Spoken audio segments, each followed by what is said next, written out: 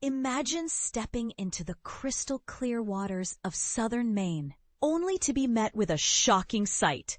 A shark gliding effortlessly through the waves. It's a scenario that's become all too familiar in recent weeks, with a spate of shark sightings reported in Kennebunk, Ogunquit, and Scarborough. But here's the surprising part. According to experts, this surge in sightings doesn't necessarily mean that sharks are invading Maine's coastlines in greater numbers. Instead, it's a sign of something much more positive: increased public awareness and observation. On August 1st, a shark was spotted at Mother's Beach in Kennebunk, prompting a swift alert that urged swimmers to evacuate the water. Just 10 days later, a great white shark was spotted off the coast of Scarborough, sending shockwaves through the community.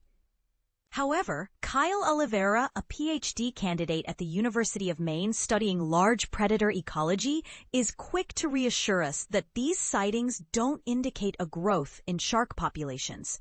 Sharks have always been in Maine and Canada, Oliveira explains. They've been here for thousands of years, and it's only now that we're becoming more aware of their presence. So what's behind this sudden surge in sightings? Oliveira points to the increased use of social media and shark tracking apps, which have made it easier for people to document and share their encounters with these magnificent creatures. Research has shown that great white sharks tend to congregate in areas with an abundant food supply, such as southern and mid-coast Maine. I think people see a shark nowadays and it's a really cool thing to post on social media, Oliveira says. We're seeing a large influx of shark observations because people are more aware of it now. But here's where it gets controversial. Some might assume that the recent shark sightings are linked to global warming, which is causing the Gulf of Maine to warm at a rate faster than 99% of the world's oceans. However, Oliveira argues that this isn't necessarily the case. Great white sharks, it turns out, are one of the few species that can regulate their own body temperature, allowing them to thrive in both cold and warm waters. While the warming waters may not have a direct impact on great white sharks, they could potentially affect other marine species, such as smaller fish and plankton, which could in turn drive sharks to seek out alternative food sources. If we see increases in their prey populations, not just in seals, but in fish, we may potentially see an increase of great white sharks, Oliveira explains. They're very food motivated. Darian Granata, a marine resource officer in Scarborough, agrees that the presence of sharks in the area is often a sign of a healthy ecosystem. There's a lot of bait fish and a lot of feed around the area where the shark is hanging out, Granata says. And this is the part most people miss. Seeing more sharks in the ocean is actually a good thing. It's a sign that the ecosystem is thriving and that there's a plentiful supply of food to support these incredible creatures.